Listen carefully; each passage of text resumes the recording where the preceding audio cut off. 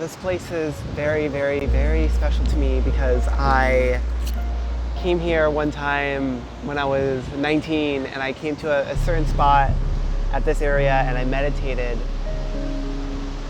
And I remember I had this sense of this peace and tranquility that I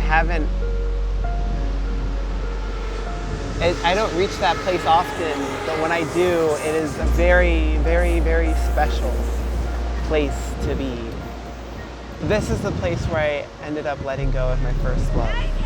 And, my first love, I met the first day of senior year of high school. And I didn't know what a friend was or what love was, until this person came in my life.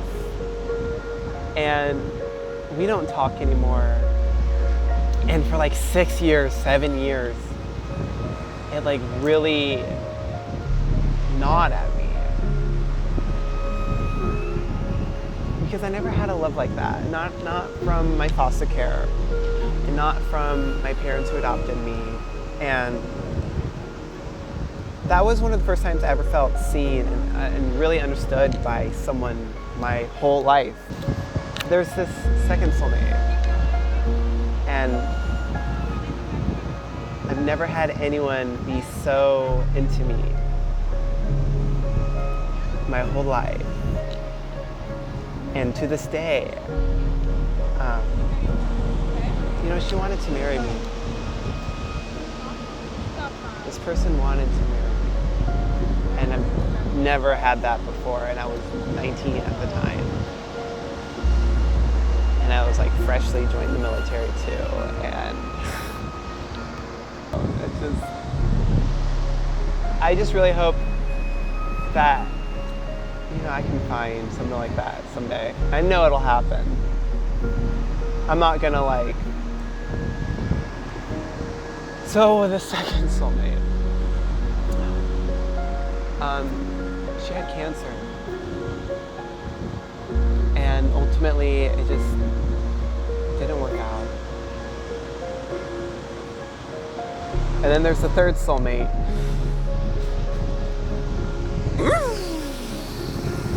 And then there's the fourth soulmate.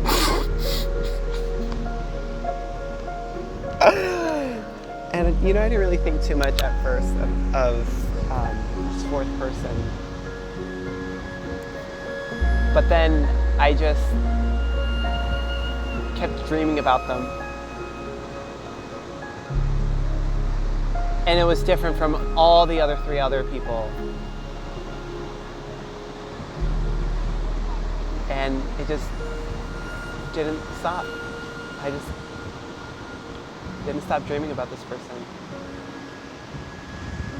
And I still haven't.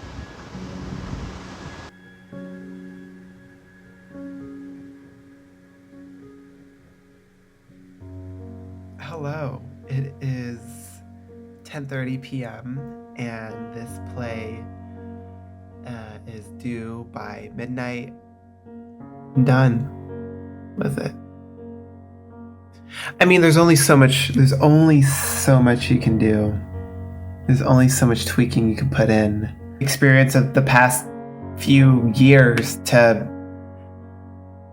live life and come up with this script, which is very rooted in a lot of my personal life. I prayed. This is hard for me. I prayed and I said, I hope that this finds the people that it needs to find. And I said, I hope that this script, that this play, and that these words reach the people that could really benefit and maybe heal and grow from reading these words. And with that, I am complete on this play. That's it. And I can't believe I wrote it. I can't believe I wrote it. And I can't believe I wrote all the other things.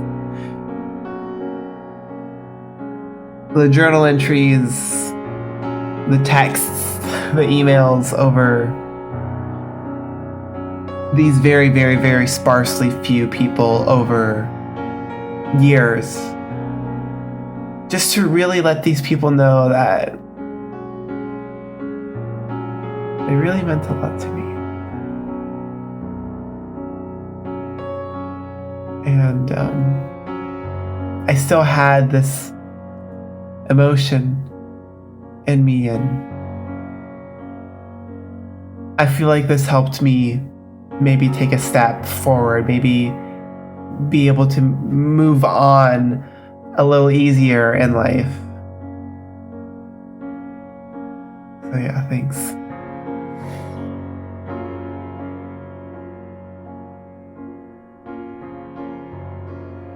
So I really want to just talk about this play more. It was something that I worked on over the past kind of couple months, learning how to write a play and then thinking about what is it that I want to write a play about. And there was really only one possible thing that I could write about. And I've been trying to make sense about these 4, 5 people in my life. They were the most impactful people in my whole life, more than the people who adopted me, more than even my birth parents, which is crazy to say. And it was extremely painful to write this play, I will say. Because it meant something to me. And all of these people in my life, they really meant something to me. And I don't know what it really meant to them, but the way I love other people and the way I show up in this world has been largely impacted by these 4 people. My first love. I mean, you never forget your first love, right? And then the second one, she's still alive, I think. I mean, I was so flattered when this person fell in love with me. And I don't know if they actually did fall in love with me or not, but if I go back, I do remember there was genuinely a connection. It was very brief though. And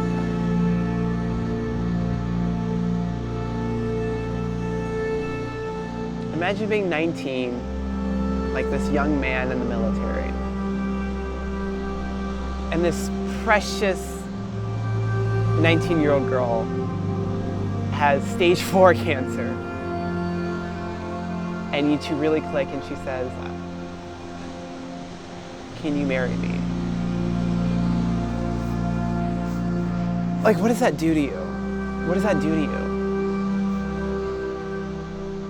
I said yes. But I said, I just want to give some time.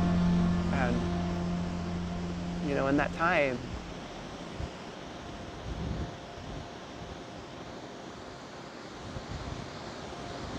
the time revealed.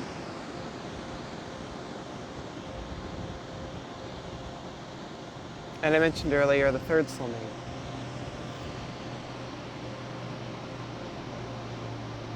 I met her the day after my 23rd birthday, and I was born on the 23rd. So imagine, you have your golden birthday at this restaurant in Del Mar, alone, overlooking the ocean, and you blow out the birthday candle to your dessert all alone. You say, God, please, I just want a really good friend, someone who understands me. And And the next day you go to this goth babe concert and you get this like very shocking divine feeling in your heart and you meet that person. And you're like, what do I do with this now? And then comes this on and off again friendship for months that was honestly dragged way too long.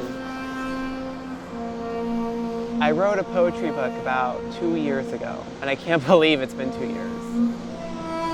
And it was mostly for that person. And I feel like enough time and especially distance has occurred where I feel like I'm okay with sharing it with the world. And I still think about that fourth soulmate. And, you know, I meet people all the time. It's me. I just meet people all the time. I travel, I make friends. I've met so many freaking people, but there was just something about this one person. And it touched a very, very deep and very sensitive part of my heart that took me so long to try and figure it out. And the answer is that I have no idea why. I don't have no idea. And I maybe said earlier, ever since we met, I just dreamt about this person. And it just hasn't stopped. It just hasn't stopped.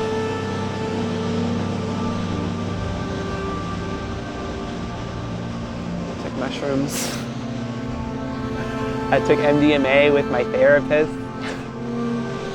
I found not one, but 2 places in Tucson that do ayahuasca. And that's special.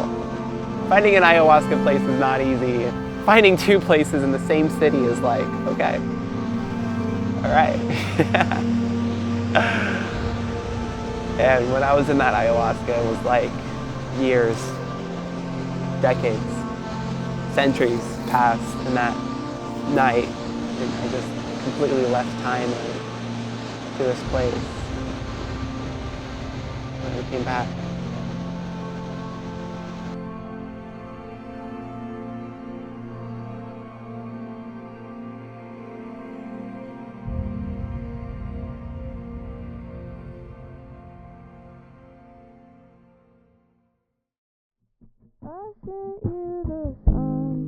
You know, my play debuts on Saturday.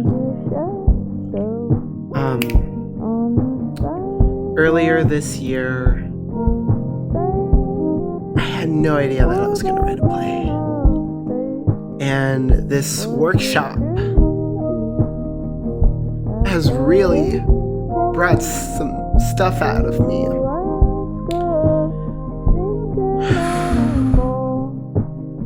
It's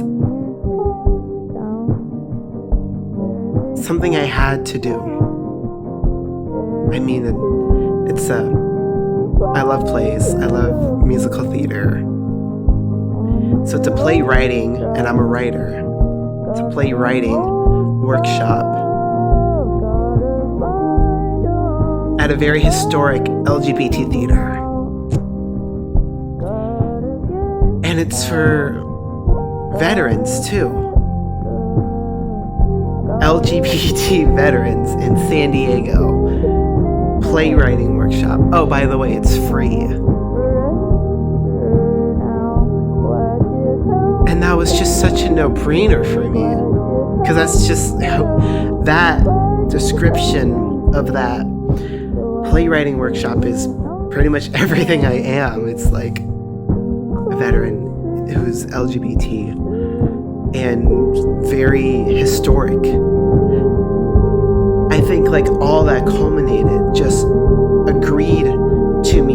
much. And I thought, what am I going to write about? And I thought, there's only one thing that I could have written about. There was nothing else I could have written about. And even thinking about what would I write about, I can't think of anything else I could write about, was this topic, because I needed to express this part of me that just exists so deeply, and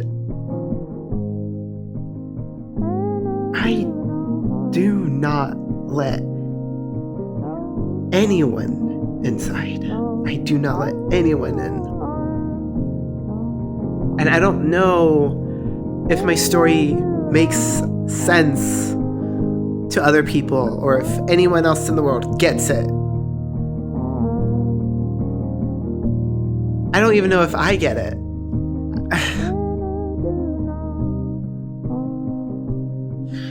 I'm just wrapping my head around this very intriguing and interesting thing called the human existence.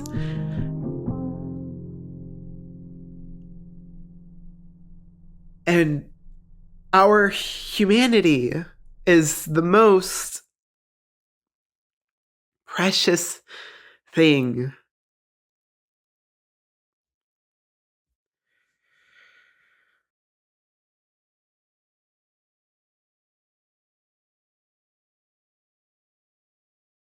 Well, this is it.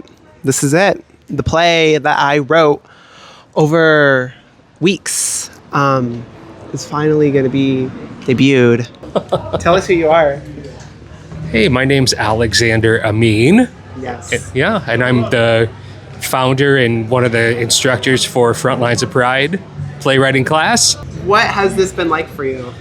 Oh, it's been wonderful finding a community and forming a cohort with a wonderfully diverse group of individuals, talented people, artists. This is our co-instructor, Kylie. Oh my gosh, yes. What am I saying? You say anything you want. Kora's fantastic. We love having her. It has been a privilege to lead the Frontlines of Pride playwriting class over the last 2 months. This class sits at the intersection of two seemingly incongruous populations, the military and the LGBTQIA+ community. So thanks to Diversionary Theater and the Armed Services Arts Partnership, we're going to give that a try right now. Yeah.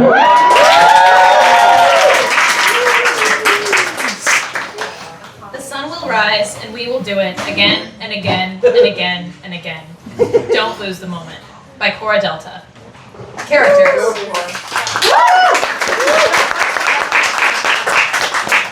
Characters. Catherine, Katie. Romantic, spiritually intuitive, believes in signs. Mid-20s. Hazel. Warm but emotionally firm. Also mid-20s. Green eyes. Setting. Outdoor Book Festival. April. Sunny, relaxed Saturday. Enter Hazel with a tote bag full of various books. She notices Katie. Catherine? Hazel. They slowly hug. Wow, what a surprise. I saw earlier. Congrats on publishing your poetry book. Yeah, I just thought to submit for this book festival. And next thing you know, I have a booth and a panel where I'm going to be talking about it. Katie, what are you doing here? I mean, you don't live here anymore. I know you travel a lot, but why are you here? Why did you possibly come all this way? Why aren't you surrounded Hazel, by your friends, yet here you are, just casually alone at this tent? You don't even read this genre. Katie, did you think I would be here? Did you think, oh geez, Katie, seriously, did you think I would find you here? Katie. I just really wanted to see you again. Catherine, why on earth did you come all this way? I missed you, Hazel May. Catherine, what do you miss about me? we had an opportunity to talk when we saw each other at the chaperone dance party. You're not answering my question. And I just didn't say anything because I didn't want to keep talking to you under electronic music and fluorescent lighting. Katie, you must have something deeper to say if you went all this way. And I just wish that I could have seen us grow more and spend more time together. And if you really think we could talk after all this time and distance... And get to really know each other. Wow. You jumped the ocean because you just wanted one last good look, right? To remind me that this isn't over? Why? Why do you miss me? What is it that you see in me? I miss you because I felt safe being around you, Hazel. I really felt like I could be myself around you with all my wildness and energy, and I miss you dancing. Yeah. You've been telling me periodically over text. And then when that didn't work, you emailed me. Like, I get it. I got the message, Catherine.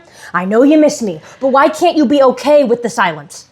Why couldn't you just be okay leaving it where it is instead of forcing it like this, coming all this way here? Hazel, please, can we just make up? After all this pain I've caused you and the boundaries we kept putting up and crossing them and you calling me in the middle of the night while you were crashing on Molly, are you sure this is love?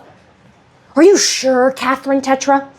Are you really certain after all the travels, all the life experience you've had, and all the people that you have ever met in your life that I am the person you want? Yes. Oh my God.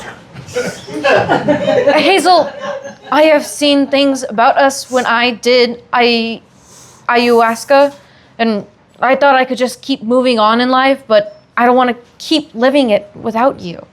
Hazel puts her hand on Catherine's shoulder. I get it.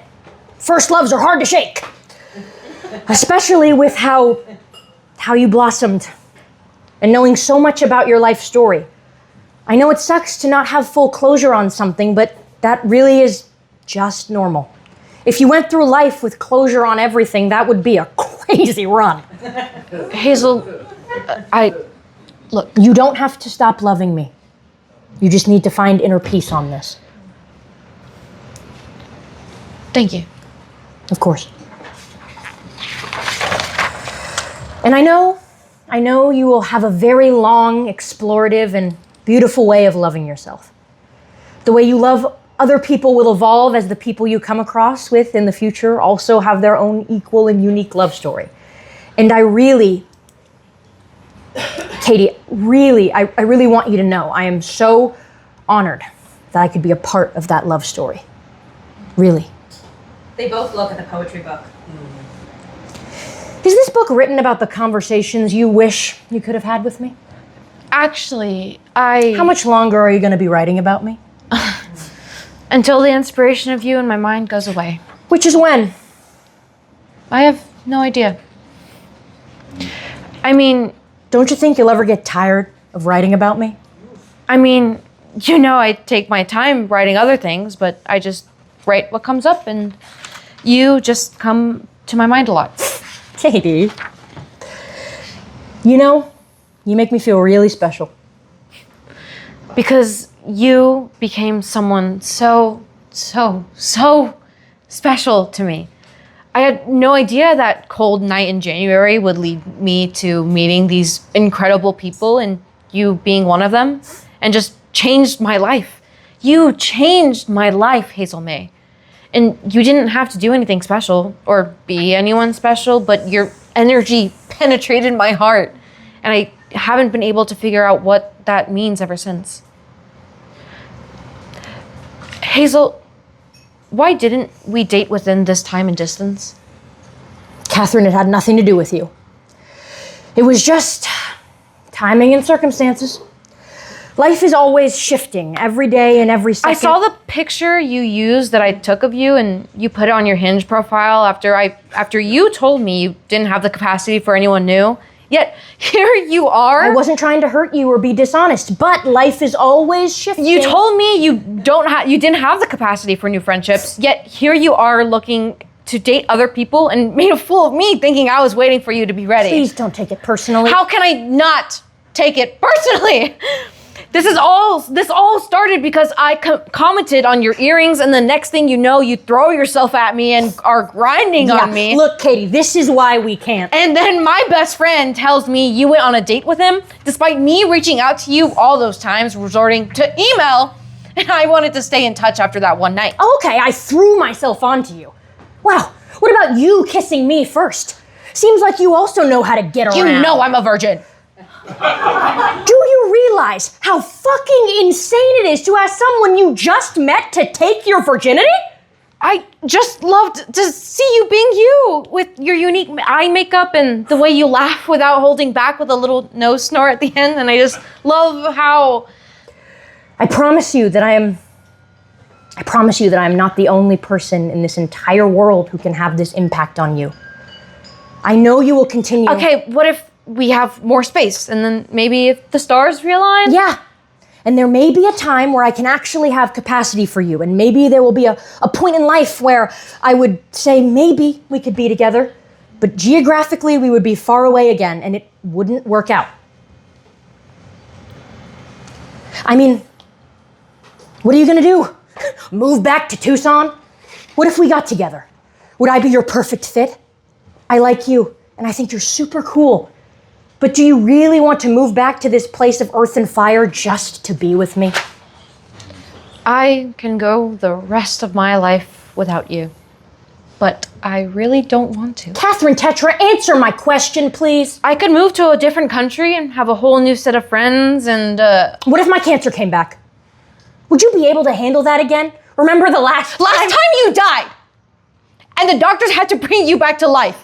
You don't think that fucked me up? And you told me. I know I told you I wanted to marry you. We were 19, and I wanted to develop our relationship over years, but now She tries to kiss Hazel, but Hazel pushes her away. I love you, Catherine, okay? I do. But I can't do this. I can't do this. I can't do this. And neither can you. Otherwise, it would have happened already. So I hope that you're happy you came all this way to see me, but that's it. It's over, isn't it? Long, awkward pause. I'm sorry if sending you a message for New Year's was crossing a boundary. Catherine, it was fine. No, it wasn't. I know you're trying to move on too, and I know you still think of your boyfriend back in Colorado and your dance friends from Reno. And I know you miss your friends from that study abroad trip in Europe. And I know you wish you could go back to her and talk to her, the version of you that day after Christmas, and I wish I could have met your parents before. Hazel grabs Katie's arm. I know you asked me to walk away a long time ago. I can walk away, but I don't want to. I don't want to walk away from what we could have been. I don't want to walk away from where I see you in the meditation gardens. I don't want to walk away from getting to know you in the jazz bar downtown. I don't want to walk away from your green eyes. And I feel safe, and I feel like I just know you and you know me. Hazel May, you deserve to know. I crossed the oceans not only because I wanted to see you, but because I feel so deeply connected to the wisdom of the ocean, and she had pleaded to me for months to do this, despite my knowing of your emotions towards me and the intriguing history we have. Please just know that there will always be a very, very special place in my heart for you, and at any time, for whatever reason, in any capacity, I would be soothed if we could keep in touch. I could move to a different country and have a whole new set of friends and a whole new life. And maybe I'll meet someone and decide to make a life with them, but it wouldn't be the same without you in it. Even if you had someone else in your life, and it's obvious now that no matter what I do, there's nothing I can do anymore. I'm sorry. You have nothing to be sorry about. Please forgive me. Thank you. I love you. Blackout. End of play.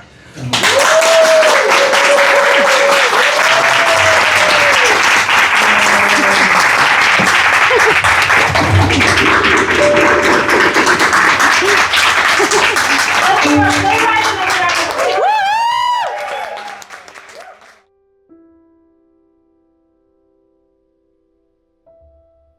I mean, it's all true. It is a 100% true story. Either from me or from them, in whatever capacity it was all true. Even those words were taken inspiration from actual things I've written to them and they've written to me. I thought I would have some kind of like cinematic shot with the sunlight on my face while I'm saying these words and I'm crying in such a poetic way. And I mean, I do that, but also be realistic, strangers walk by and life just happens. You know what I mean? Like, who's real and what's real in this world? Sometimes I don't know what's wrong with me, and I don't know or think that there is anything wrong with me. I think I am just a product of my circumstances, but then I also don't want to play like the victim or give an excuse, but I'm also trying to find a reason of living.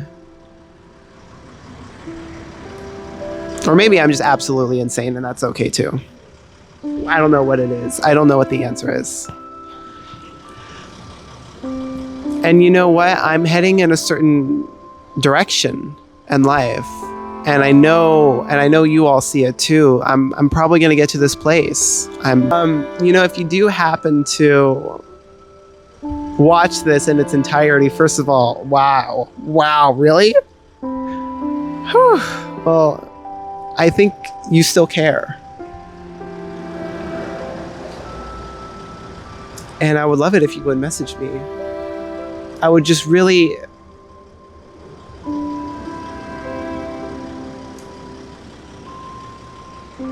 Yeah. I'd like that too, I think this was kind of it for me moving on. And I don't know if I'll ever finish or not, because I might be writing something in 5, 10, 20 years, and it might be a topic of love. And guess what? You might be written about.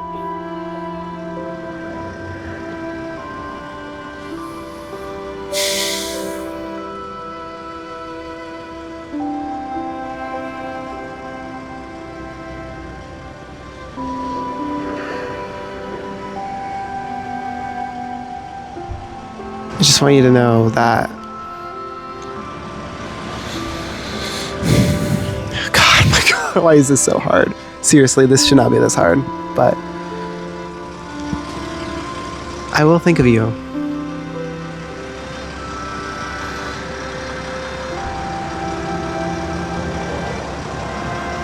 I'll think of you. So, if you know how to get to the 5th dimension, you can meet me there. Sure, you can see me on your phone on the 2 dimensions. You can see me in person on the 3 dimensions, but I think you should meet me in the 5th dimension. If you know what I mean, if you know what I'm talking about. If you get to that spiritual point in your life where you're evolved enough and you know what the different dimensions are and how to get there, meet me on the 5th dimension. There's many ways to get there, either with your breath or maybe with a medicine or a substance or what have you. I'm probably going to meet new people in life, and they're probably going to be very intrigued by me, and they're probably going to want to know what I'm all about. And then something in conversation will be about, I wrote a play. Oh, this person making content. Welcome to my life. Welcome to my brain. I have changed so much since beginning of this year, since I left the military. And I'm like, oh my God, I used to live in Tucson. And oh my gosh, I used to be in the military. What? Huh? Huh?